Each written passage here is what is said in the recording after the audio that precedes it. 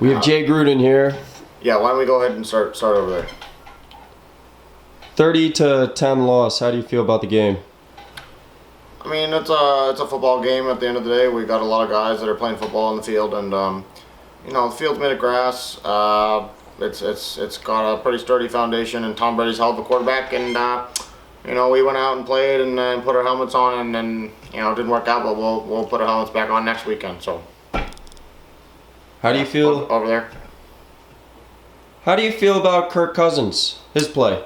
Kirk's a hell of a quarterback. Does a lot of good things for us. A lot of things that we like. He's got a valid driver's license. He drives a car, and every time he goes on the field, he puts his helmet on, and that's all good stuff for us. And we'll build off that. I think Kirk made a lot of good throws, a lot of good plays. In times that mattered, and we'll find out what he's made of later on. He likes sausage. You mentioned being there. It didn't seem like even after 2 weeks of preparation, you guys were actually there. Yeah, I mean, I could understand how that'd be seen that way. I mean, I think a lot of what we do out there is, not seen. It's a lot of, camaraderie and stuff in the locker room, and I think, yeah. Next.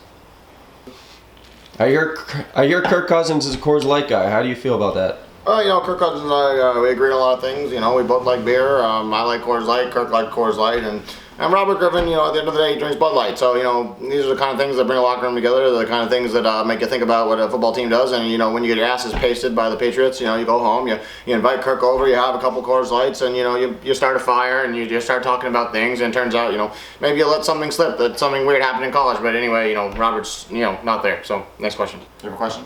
Did you want to ask? How do you prepare for the next game? You have the New Orleans Saints coming up. What are you going to go through in practice this week? What do you think are the things you need to work on as a team?